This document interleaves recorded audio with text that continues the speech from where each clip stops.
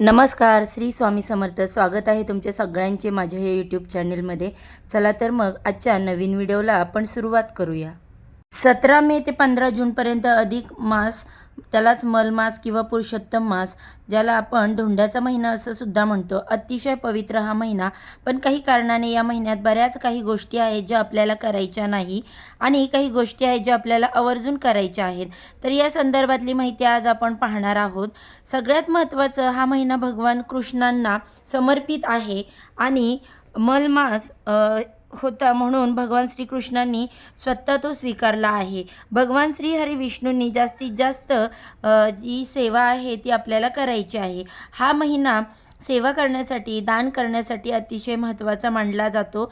दान करायचं, प्रत्येकजण आपल्या जावयाला किंबहुना देवांना आपण दान करत असतो. तर या दोन योग्य पद्धतीने कसं, त्या संदर्भात माहिती लवकरच तुमच्यासोबत मी शेअर करेनच. पण या अधिक मास का महत्त्वाचा आहे, ते तुम्हाला काय करायचं आहे या अधिक मासामध्ये, आणि सगळ्यात महत्त्वाचं म्हणजे वाढदिवस करू शकतो का, वर्षश्राद्ध तुम्ही करू शकता का, तर आपण हे सगळं बघणार आहोत.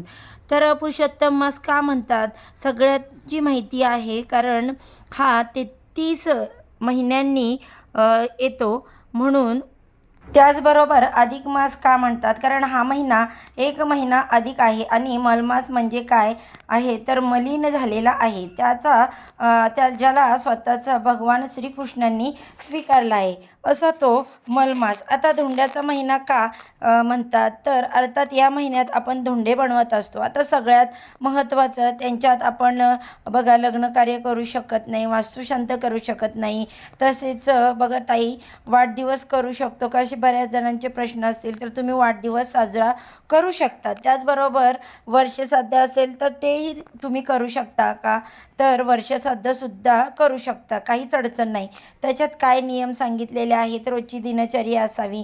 म्हणजे काय, रोज उठून तुम्हाला देवपूजा करायची आहे नित्य नियमाने. कर्म म्हणजेच काय, रोज तुम्ही तुमच्या कामाला जाऊ शकता. रोज तुम्ही जे काही रोजची कामं आहे ते तुम्ही करू शकता.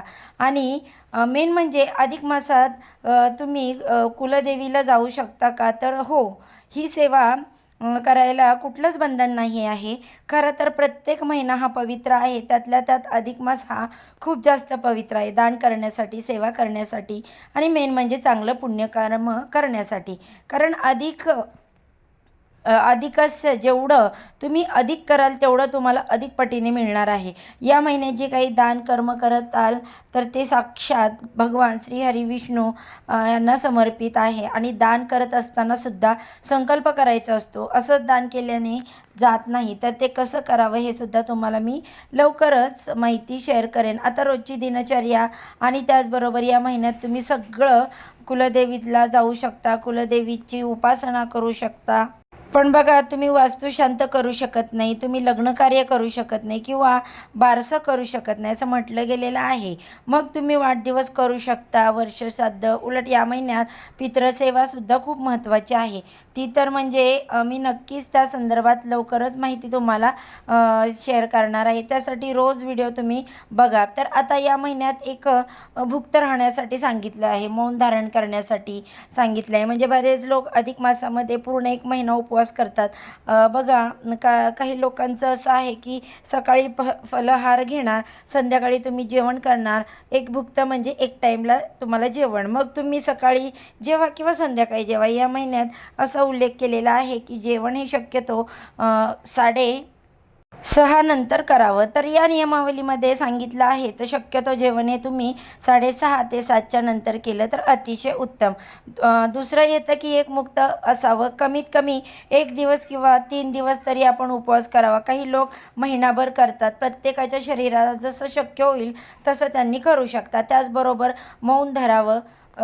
हे मौन कसं धारण करावं, गुरुचरित्र ग्रंथामध्ये सुद्धा याचा उल्लेख केलेला आहे की जेवण करत असताना मौन धारण करायचं असतं.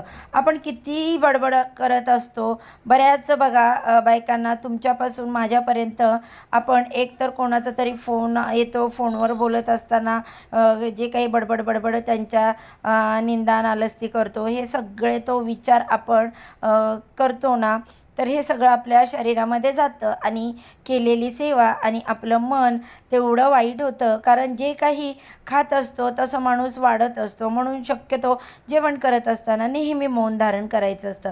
नाहीतर आपण पोळी, कांदा, पाणी जेवण करत असताना मौन धारण करावं. या संपूर्ण महिन्यामध्ये ज्यांना शक्य असेल त्यांनी मौन धारण करावं. ज्यांना नसेल शक्य त्यांनी 1 दिवस तरी जेवण करत असताना मौन धारण करावं किंवा 3 दिवस तरी मौन धारण करावं. प्रत्येकाला म्हणतो ना, ज्याला जसं शक्य होईल त्या पद्धतीने तुम्ही करू शकता. या महिन्यात आपण दानधर्म करत असतो. दानधर्म करताना आपण शुद्ध मन असणं महत्त्वाचं आहे. या महिन्यात खरंच सांगते, धूम्रपान, मद्यपान, मांसाहार बंद करा. अधिक महिन्यामध्ये आपण इतके पारायण, गुरुचरित्र पारायण, नवनाथ पारायण, स्वामीचरित्र पारायण, दुर्गा सप्तशती पारायण, त्याचबरोबर अधिक मासातल्या ज्या काही सेवा सांगणार आहे त्या तुम्ही करणार आहात. तर मांसाहार वर्ज्य करावा, किंबहुना मांसाहार करूच नाही. पण ताई, आमच्या घरातले ऐकत नाहीत असं असेल तर मग तुमची इच्छा, त्यांना करायचं आहे त्यांना करू द्या, तुम्ही मात्र करू नका. आपण हे गुरुचरित्र पारायण, नवनाथ पारायण जर करायची तुमची इच्छा असेल तर आवर्जून या महिन्यात या वेळेत तरी घरात मांसाहार होणार नाही. त्याचबरोबर आपले आचार विचार यांच्यात असं सुद्धा सांगितलं आहे की रोज दान करायचं. रोज तुम्ही काही ना काही दान करू शकता. तेच वस्तू तुम्ही दान करू शकता, मग प्रत्येकाला ते जमेलच असं नाही. मग अजून एक नियम असा सांगितला आहे की जो तुमच्याकडे कोणीही माणूस येईल, बाई येईल, एखादी स्त्री येईल किंवा पुरुष येईल, त्यांना अन्नदान करावं. मग थोडक्यात काय, रोज तुमच्याकडे अन्नदान झालंच पाहिजे. आता रोज आपल्याकडे कोणी ना कोणी येईल असं नाही, पण चुकून माकून जर कोणी आलं, मग तुमची आई आली, भाऊजाई आली किंवा मग बहीण असेल, कोणी नातेवाईक जोडलेले असतील तर अतिशय उत्तम. जोडीनं आलं तर खरंच उत्तम. पण नाही शक्य होत तर कोणीतरी एखादी स्त्री आली, सवासीण, विधवा अजिबात नाही. एखादी स्त्री तुमच्या घरात आली तेव्हा तिला काही ना काही द्या. तुम्ही असं म्हणू नका ती विधवा आहे वगैरे, खायला द्या. त्याचबरोबर तिची तुम्ही ओटी भरा. थोडक्यात काय, घरातून कोणतीही व्यक्ती असं न खाता पिता संपूर्ण अधिक महिन्यामध्ये जाणार नाही याची काळजी घ्यावी. म्हणून आपण या महिन्यातील एखादा दिवस काढतो आपल्या घरच्यांना, नातेवाईकांना, किंवा म्हणजेच आता बघा, समजा मुलीला, जावयाला, नंदांना यांना आपण बोलवतो, यांना आपण दान करतो, असं त्यांच्याकडे मानलं जातं. चांगले चांगले पदार्थ बनवत असतो. पण एखादा जर अचानक आला तर म्हणजे अधिक मासाचे काही कहाणीमध्ये, कथेमध्ये जो काही सारामृत आहे त्याच्यामध्ये हेच सांगितलं आहे की रोज तुमच्याकडून कोणी ना कोणी, काही ना काही, मग त्याच्यामध्ये जीवजंतूसुद्धा आले, कुठल्या तरी पक्ष्यांना पाणी देणं, कुठल्या तरी पक्ष्यांना खाऊ घालणं, कुठल्या तरी जीवाला तुम्ही खाऊ घालू शकता. मग मनुष्यरूपी असो किंवा प्राणी, पशुपक्षी असो, रोज तुमच्याकडनं ते दान झालं पाहिजे. कारण अधिक मास असे जेवढं आपण अधिक दान करतो तेवढं अधिक अधिक पुण्य आपल्याला मिळेल. खरं तर हा महिना पुण्य कमावण्याचा आहे. त्याचबरोबर काय येतं तर अर्थात भरपूर काही येतं आपल्याबरोबर ना. आपण भरपूर काही घेऊन आलेलो आहे. त्याच्यातून, या संसारी आयुष्यातून जे काही आपण अडलेले आहेत की कुठल्या ना कुठल्या कारणासाठी, चुकून, कळत न कळत, सगळ्यांतच महत्त्वाचं या महिन्यात पापाची मुक्ती होते. कळत न कळत आपल्याला काही चुका आपल्या हातून घडलेल्या असतील, त्याच्यातून आपल्याला मुक्ती हवी असेल, म्हणजे बघा, प्रत्येकजण चुकतो, तुमच्यापासून माझ्यापर्यंत. आणि त्या पापाची जर परतफेड आपल्याला करायची असेल किंवा त्या पापाची तीव्रता आपल्यापर्यंत येऊ नये, एखाद्याचं मन दुखवलं आहे, कोणीतरी त्रास दिला आहे, तर ती एक भावना आपल्यामध्ये असते की त्याला काहीतरी बोलावं, आणि अर्थात कोणाला तरी काहीतरी बोलतो तर आपण पण एकदम आपल्या आतून बोलत असतो, त्याला पण ते दोष लागतात, आपल्याला पण ते दोष लागतात असं. तर यापासून मुक्ती मिळवण्यासाठी दान करणं, याच महिन्यात दान करणं, तर या 30 दिवसात कोणाला तरी तुम्ही दान करा. मग एखाद्या रस्त्याच्या वरती कोणी तुम्हाला भेटलं, त्याला पाण्याची गरज आहे किंवा काहीतरी खाण्याची गरज आहे, रोज तुमच्याकडून पशुपक्ष्यांना, प्राण्यांना, जीवांना काही ना काही घालून बघा, खायला द्या. एखादी स्त्री आली, शेजारी पाजारी आली, पण ते तुमच्याकडे काम करणारे ताई असतील, त्यांना काहीतरी तुमच्या घरातून काही ना काही दान केल्या जाईल. खरं तर त्या आपल्याला काहीतरी मिळावं म्हणून नाही, तर आपण हिंदू धर्मामध्ये आपल्याला हे शिकवत असतो की चांगलं कर्म करा, चांगला माणूस बना. आपल्याकडं नेहमी आणि नेहमीच परमेश्वराने आपल्याला दान करण्यासाठी बनवलं आहे.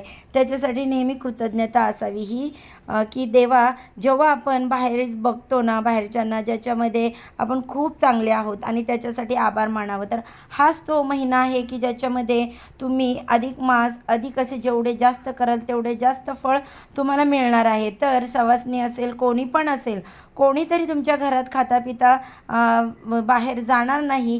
किती दुश्मन असो, राग रुसवा असो, सगळं असेल तरीसुद्धा तुमच्या घरातून तो खाता पिता जाणार नाही याची काळजी घ्यायची. तर अधिक महिन्यात असे काही छोटे छोटे नियम आहेत, त्यांचे पालन करणं महत्त्वाचं आहे.